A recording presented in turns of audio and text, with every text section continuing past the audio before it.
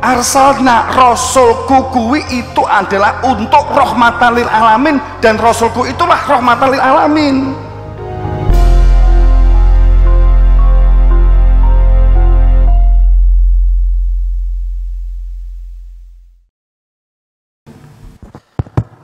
Dalam sejarahnya memang kehidupan beragama itu, mohon maaf, sebenarnya semua ajaran para nabi, para rasul itu pasti, kalau kita memahami Islam bukan di dalam makna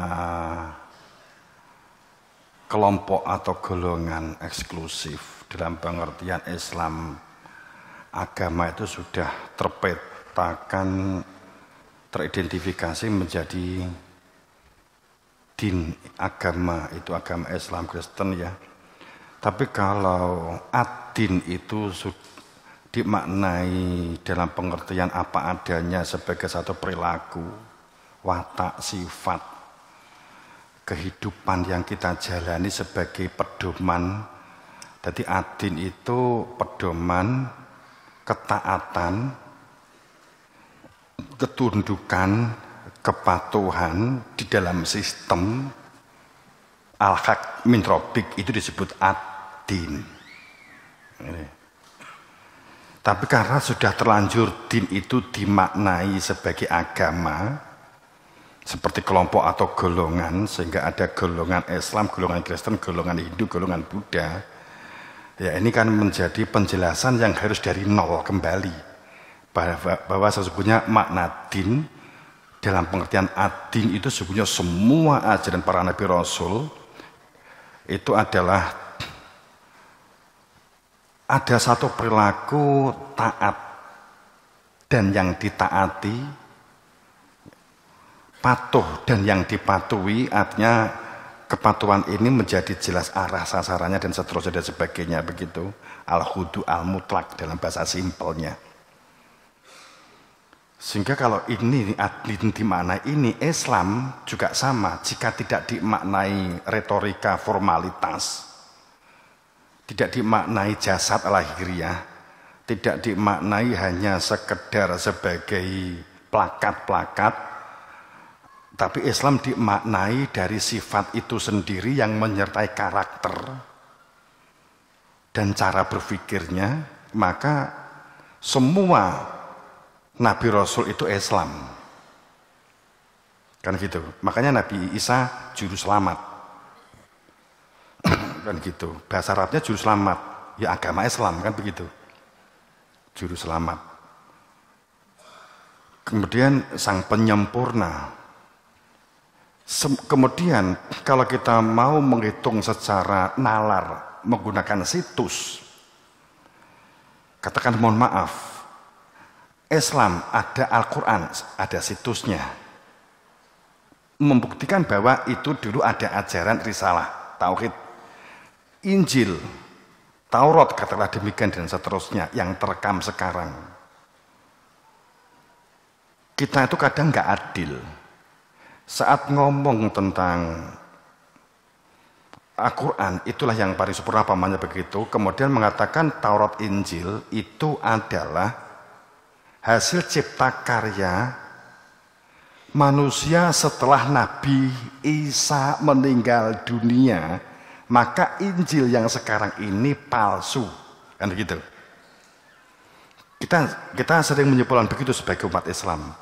Kemudian kita juga mengatakan bahwa Taurat juga palsu karena yang asli hilang. Kita selalu mendefinisikan simple begitu. Yang benar adalah Quran, umpamanya begitu. Upama begitu. Tapi saya nggak ngulas ini. Tapi yang bisa kita aturkan begini. Jika kita memahami ada bekas-bekas yang bisa kita analisa keberadaannya para nabi, para rasul pada keberadaan agama-agama yang ada, kita mencari titik temunya upama. Kalau kita tidak terfokus dengan kalimat, konsentrasi tidak pecah dengan satu kalimat bahwa itu kan Sang Hyang Widi, itu kan Hindu. Sang Hyang Wenang, Sang Hyang Nurcahyo itu kan Buddha. Kaharingan itu kan Dayak. Upama begitu. Pada saat kita hanya melihat ungkapan narasinya, maka kita terjebak terhadap pertentangan-pertentangan yang ada. Tapi kalau kita melihat ada apa di balik itu semua? Apakah ada kemungkinan nabi-nabi sebelumnya itu tidak selalu berbahasa Arab? Upamanya kan begitu dan seterusnya. Artinya bahwa pasti ada bekas, pasti kalau kita berpikir Nabi Adam tersebut di dalam Al-Quran, ada Nabi Yunus, ada Nabi Soleh, ada Nabi Dzulkifli, ada Nabi Ibrahim. Terus yang kita cari, sekarang bekasnya yang dianggap sebagai agama sekarang di mana? Kalau kita mau kan begitu seharusnya. Engkau gek Buddha itu Ibrahim, Hindu itu Ibrahim. Tidak bahwa Buddha itu Dzulkifli, umpamanya kan begitu kalau kita mau jujur. Kalau secara analisa sains. Dan semua agama setelah nabinya meninggal dunia itu akan selalu mencari kata-kata mutiara yang dianggap peninggalan dari orang yang dinabikan.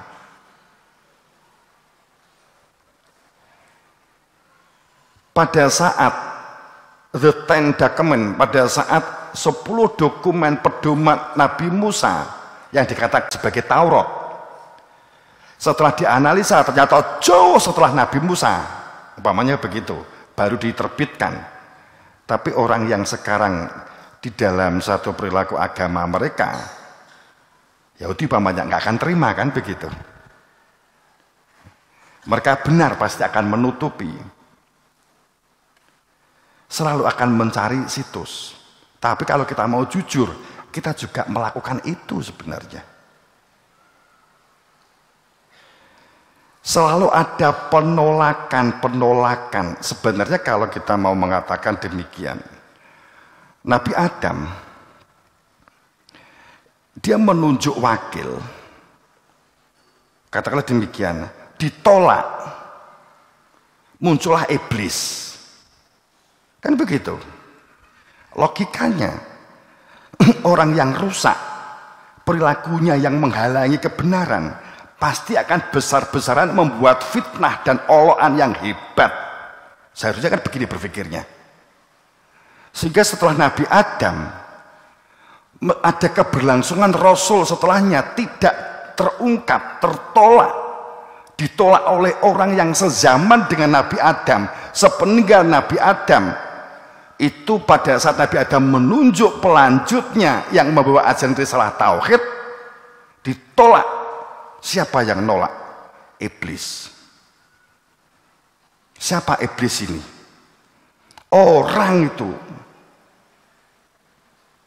itu orang banget gitu loh.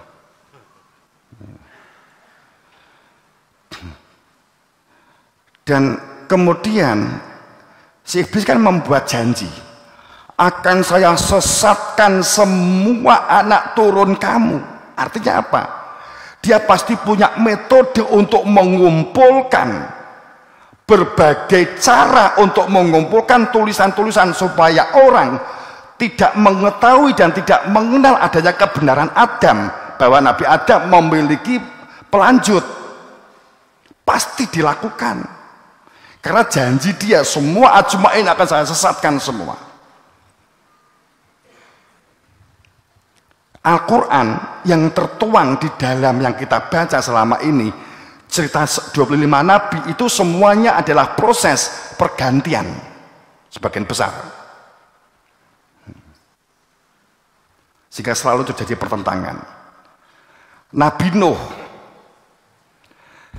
kenapa anaknya yang barep dan istrinya yang pertama menolak, hebat, tidak menerima, mengakui Nuh? Bukan tidak mengakui Nabi Nuhnya, bukan, tapi tidak mengakui Nuh selanjutnya. Saat Nabi Nuh mendidik, membimbing, mengarahkan siapa yang akan meneruskan, maka istrinya sendiri menolak dan anaknya dari istri menolak, karena yang melanjutkan adalah istri kedua, anaknya istri kedua yang atas kehendak Allah untuk melanjutkan risalah yang usianya lebih muda. Akhirnya Kanan menolak dengan ibunya keberadaan ini. Kan begitu. Saat Nabi Ibrahim menunjuk anaknya masih diterima. Walaupun terjadi pertentangan siapa yang disembelih, Ismail atau Ishak. Tapi pada saat itu ada pertentangan hebat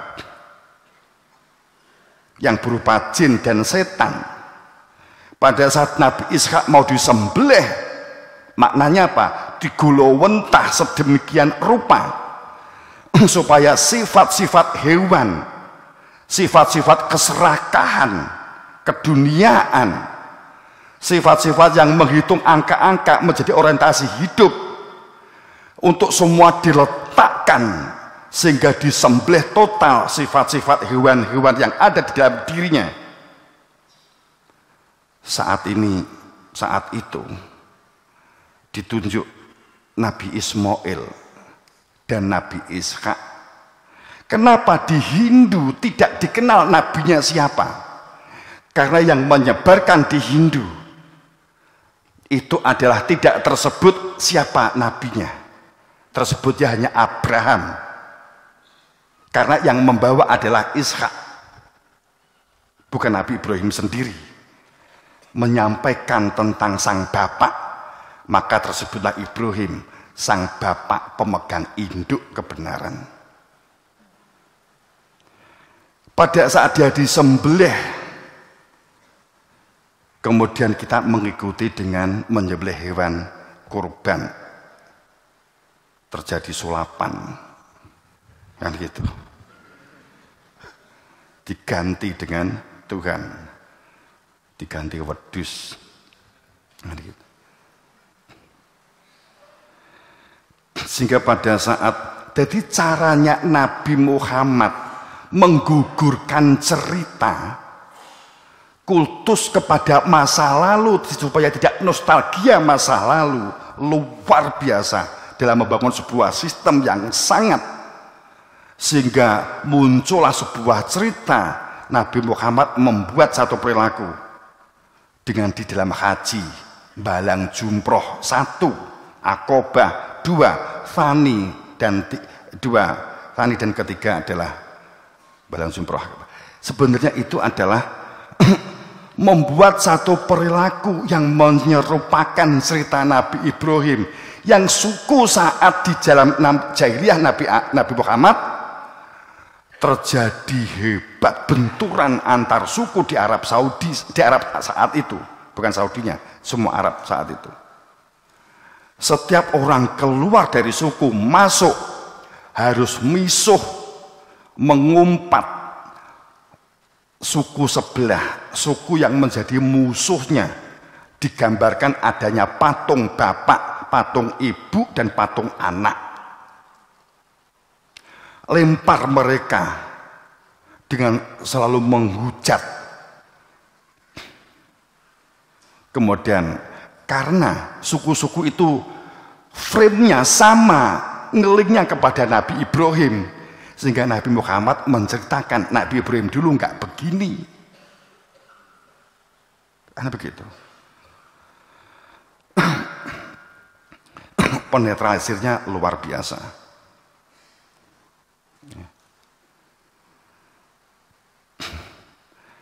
Kalau Nabi Ibrahim apakah benar di Arab? Saya katakan iya. Tapi masalahnya umur 240 kini sanggon mestine ya jenuh mestine kan gitu. Kenapa nabi-nabi di masa lalu itu umurnya panjang? Kenapa?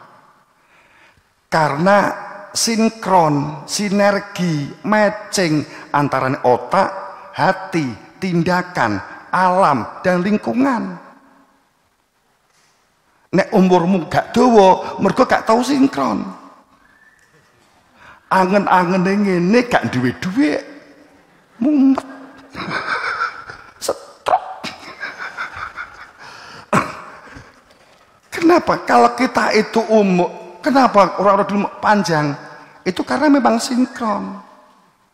Fungsi hati nurani pada fungsinya. Akal fungsinya untuk berpikir, mengerucut kepada hati nurani, terhubung pada hati nurani, memunculkan tindakan. Tindakannya sinkron dengan otak yang sinergi dengan hati. Wajar nek umure dawa gitu.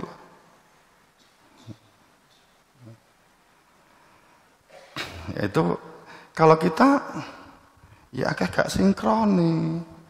Gitu. Ya seharusnya orang punya ilmu ini seharusnya umurnya dawa. Seharusnya. Seharusnya. Dan nggak stroke seharusnya. Tapi nek stroke itu kan ya ujian gitu. Nek mau stroke kok dilokke. Kancamu stroke ya. Karena stroke itu bodoh karo dol. Jadi baute gak sinkron ki baute karo dipaksa gitu wis leder gitu. Digeber upamane mesin. Orang itu kan karena munculnya Mahdi itu pasti muncul dulu Dajjal, katanya kan demikian, bermata satu. Cuman masih pertentangan apakah yang buta itu mata yang kanan atau mata yang kiri atau matanya satu di tengah, itu yang masih menjadi perdebatan.